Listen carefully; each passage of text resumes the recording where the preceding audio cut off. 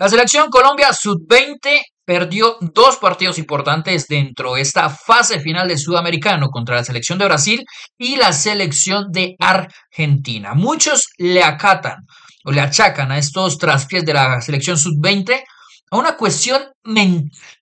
Pero hoy acá en Un Toque vamos a estar hablando y debatiendo sobre si realmente esos dos partidos se pierden por una cuestión mental o una cuestión futbolística.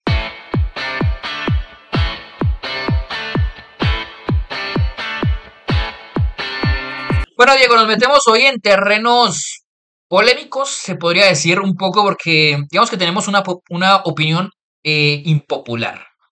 Em, Vamos a hablar sobre la selección sub-20 que nosotros hemos alabado el buen trabajo que se le ve a esa selección sub-20 y que es fácil alabarla dentro de los buenos resultados, pero pues es muy particular y muy colombiano no hacerlo cuando los malos resultados no acompañan el buen trabajo.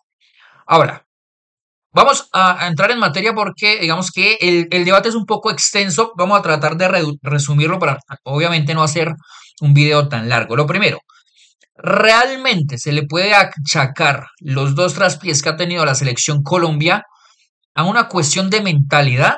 Es decir, dentro de los medios de comunicación periodísticos, deportivos claramente, se le achaca que hay una cuestión de mentalidad al futbolista colombiano y que por ende el resultado que estamos teniendo, del cual ya no podemos aspirar al título y simplemente a la clasificación del mundial. ¿Es una cuestión de mentalidad o hay un debate más para entender un poco de la situación de la sub-20 hoy por hoy? Es un tema que ya viene desde el año pasado, no, desde siempre, desde siempre. Creo que es un tema que se ha tocado desde siempre, incluso creería que desde el Mundial 94.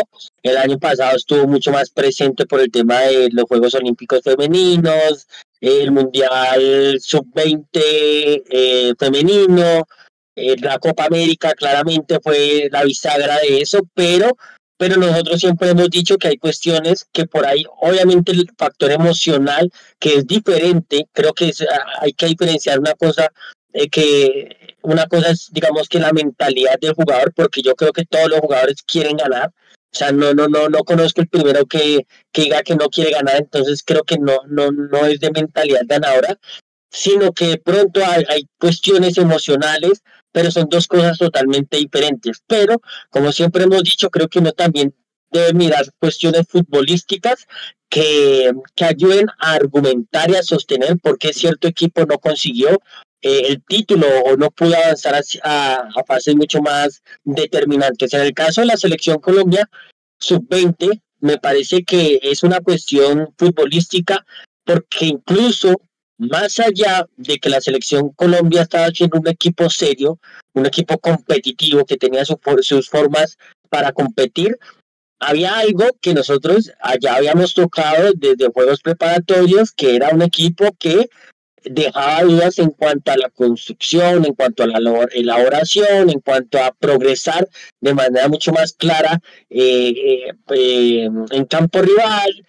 En esas cuestiones creo que el equipo termina fallando, en el juego interno también, en esas cuestiones, en esos aspectos, el equipo termina fallando en estos dos juegos y obviamente creo que no le alcanzó con las herramientas que ya había demostrado, con esas herramientas y con esas armas peligrosas con las que había hecho daño durante todo el hexagonal, durante todo el sudamericano, no le bastaron y se quedó corto para poder conseguir por lo menos un resultado positivo tanto contra Brasil como contra Argentina.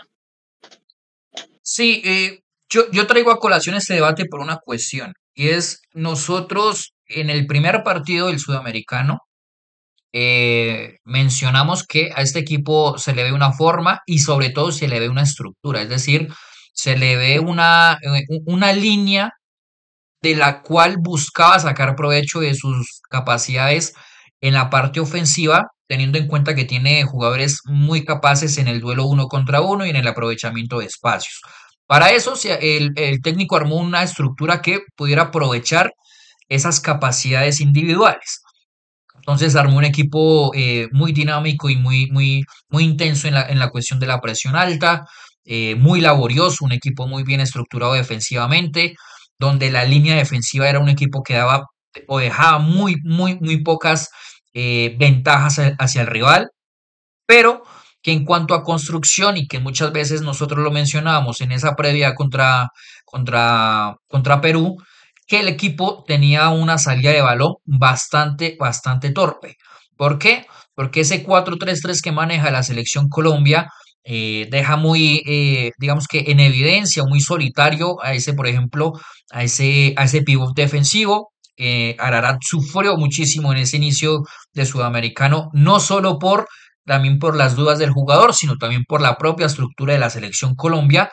Y adicional a eso, el equipo tendía mucho al tema del juego directo, buscando sus jugadores mucho más dotados físicamente, que son sus extremos.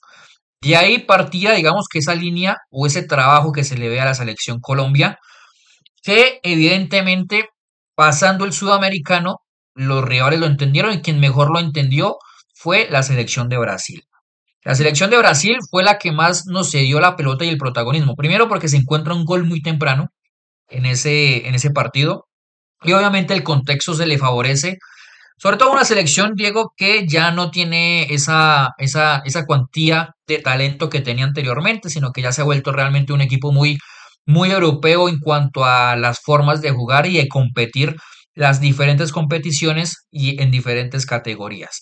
Entonces teníamos un contexto muy adverso. Primero, ir perdiendo y segundo, en una dinámica de la cual la selección Colombia no tiene los dotes necesarios hoy por hoy, tanto de la estructura, inclusive del talento, Diego.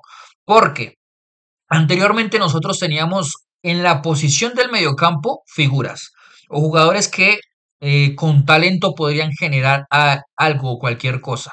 Un Yacer Asprilla, un James Rodríguez, un Juan Fernando Quintero, un Michael Ortega, agréguele, no sé, eh, yéndonos hacia el pasado, un Pío Valderrama, un Neider Morantes. Es decir, siempre hemos tenido en la mitad de la cancha jugadores talentosos con la posesión de la pelota y sobre todo con el tema de creatividad. Hoy por hoy, si bien hay jugadores muy buenos en esa posición de medio campo, son más utilitarios dentro del juego físico o al menos dentro de la estructura de la selección sub-20 que propiamente dentro de la creatividad.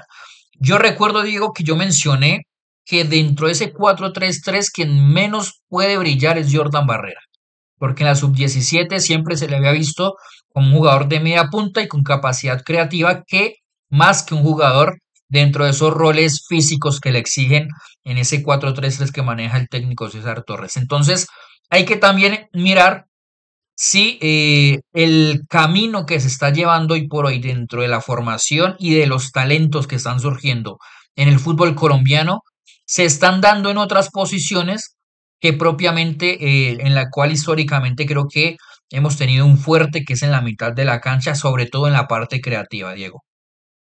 Hay tres cosas rápidamente, y no me quiero extender mucho. Hay tres cosas que mencionar que quiero recalcar de su intervención.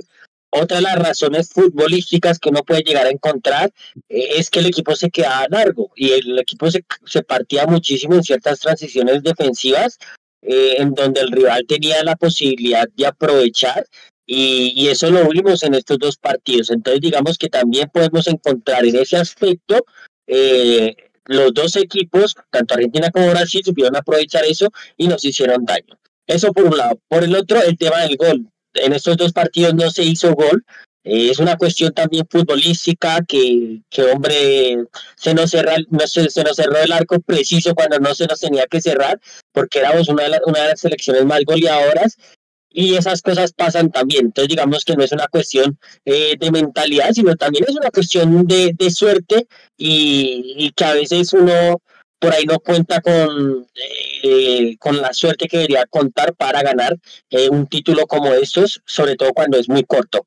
Y tercero, eso nosotros lo hemos comentado muchas veces y vamos a ser repetitivos porque es un debate que se tiene que seguir dando, sobre todo en estos momentos tanto Carlos Antonio Vélez, porque lo escuché a él sobre todo, y varios comentaristas más diciendo que este es un equipo moderno. Obviamente es claro para dónde, por qué la connotación de ello y hacia dónde va, dirigió ese equipo moderno, pero cuando uno hace esa connotación, sabiendo para dónde va dirigido, uno también tiene que tener presente hasta qué punto eso es contraproducente con los jugadores que ha desarrollado y que ha sacado a lo largo de su historia la selección colombiana y Colombia en general, porque si bien hay unas tendencias, hay un marcado eh, 4-3-3, 4-2-3-1 en los equipos hoy en día, o digamos a nivel táctico, la mayoría de equipos juegan con esos dos sistemas y esos dos sistemas obligan muchas veces a jugar con jugadores extremos o con más atacantes y a veces se pierde ese tercer mediocampista que suele ser el talentoso. En Colombia suele ser el enganche, suele ser el 10, suele ser James, suele ser Juanfer, suele ser Valderrama, Hernández, Moreno, tantos otros. Entonces creo que uno sí tiene que ser cuidadoso con qué connotación le da a ciertos equipos y sobre todo hacia dónde quiere dirigirse y hacia dónde quiere uno pretender ir, porque al tomar un camino va a haber ciertas maneras, ciertas cuestiones y ciertos aspectos, en este caso ciertos perfiles, ciertas posiciones que uno va a tener que sacrificar. Uno entiende que la gente quiere equipos modernos, intensos, físicos y eso, pero ese camino va a obligar o obliga muchas veces a que ciertos jugadores dentro de ese camino hacia el profesionalismo se pierdan. Y son jugadores que suelen ser talentos que son en teoría talentos grandes, pero que por ese querer jugar a cierto modo y priorizar ciertas cosas, pues no encuentran cabida en el fútbol profesional hoy en día. Entonces digamos que también es eso, es un equipo que tiene ciertos perfiles, pero que en este caso más allá de Jordan Barrera que es jugador hablaremos mucho más de Jordan Barrera después, pero es jugador para de destellos que todavía no se ha terminado de formar lo suficiente. Nos faltó ese jugador creativo que, por ejemplo, nos permitió ganar hace poco el último sudamericano que ganó Colombia, lo ganó con un enganche. ¿Con quién? Con Juan Quintero. Sí, y sobre todo en la parte creativa, en muchas ocasiones a esta selección le faltaba el tema de la pausa, porque vivía tanto en esa dinámica tan rápida de poder llegar el balón a los extremos o al delantero para el encare, para profundizar o para ganar línea de fondo y demás, que en muchas ocasiones el equipo, como usted lo mencionaba en un inicio del video, se partía. Ahí es cuando el equipo sufría. Digamos que no en cuestiones, en situaciones peligrosas, porque la línea defensiva se comportó muy bien y sobre todo los dos centrales en intercepciones, no se complicaban si tenían que mandar el balón a reventarla y mandarla al saque de banda, pero si era un equipo que perdía estabilidad, sobre todo cuando se alargaba, y cuando se alargaba sufrían muchos en esa mitad de la cancha. Cuando sufría en esa mitad de la cancha, el partido muchas ocasiones, y eso sucedió mucho contra Brasil en los primeros minutos, se convertía en un ida y vuelta. Ida y vuelta que poco le beneficiaba, por ejemplo, a un jugador como Jordan Barrera, ¿no? Entonces, dentro de esa necesidad no sé si valga el término o exista, pero europeizar el fútbol suramericano, porque el fútbol de élite se encuentra dentro de las ligas importantes en Europa. Creo que muchas veces se tiende a perder las características del jugador sudamericano. Hay un video que nosotros hicimos para el que lo quiera checar sobre el tema de juego posicional, que lo hicimos con Noriel, donde explicaba o le preguntamos sobre si el juego posicional era contraproducente a la cultura sudamericana. Y encontramos que hay una realidad cultural del fútbol, del jugador sudamericano de hacer mucho más rebelde en cuanto a la posición por buscar la pelota y no respetar cierta posición como se hace hoy en día, que es respetar posiciones, respetar ubicaciones y ciertos espacios para el juego que hoy en día, como lo llaman moderno, digamos que se está utilizando. Entonces, hay que también no reducirlo, Diego, el debate a un tema de mentalidad. Porque reducir un tema de situaciones de resultados a un tema de mentalidad, primero, eh, convierte básico el discurso Segundo, reduce el buen trabajo que se ha realizado por parte de la Selección Colombia durante la fase de grupos, que fue el primero invicto, y se lleva a una reducción también del debate, a que no existen aspectos futbolísticos, como lo hemos mencionado, de que realmente nos jugaron como deberían jugarnos y que nos dieron en las partes débiles que tenía la Selección Colombia. Y tercero, bueno, no me acuerdo en qué número iba, pero también hay que resaltar ese tipo de debates por una cuestión, y es que el reducir el tema de la mentalidad lleva sí o sí a un discurso simplista hacia propiamente el jugador, porque se le reduce simplemente en una cuestión de mentalidad y no se busca otras herramientas de argumentación para explicar las razones por las cuales la selección Colombia tuvo ese bajonazo en cuestión de resultados, porque en cuestión de fútbol o en cuestiones o en argumentos futbolísticos, la selección sí tuvo las intenciones y las formas que la que tuvo siempre durante la fase de grupos, las tuvo durante esos partidos contra la selección de Argentina y la selección de Brasil. Simplemente nos jugaron como tenían que jugarnos y nos dieron en los puntos débiles que teníamos desde un inicio. Pero bueno, gente, hasta acá el video de hoy hablando de esa selección sub-20 que recalcamos. Hay un muy buen trabajo por parte de César Torres en esa selección sub-20. No hay que reducir simplemente el discurso futbolístico a una cuestión de mentalidad, sino también buscar otras herramientas y otras alternativas para que esos puntos débiles se puedan fortalecer propiamente con lo que mejor tenemos, que es talento. Recuerden seguirnos en nuestras redes sociales en Instagram, Facebook, TikTok, en nuestra cuenta de X como @a_un_toque_raya_al_piso_co y obviamente acá en nuestro canal de YouTube. Nos vemos en una próxima ocasión. Chao, chao.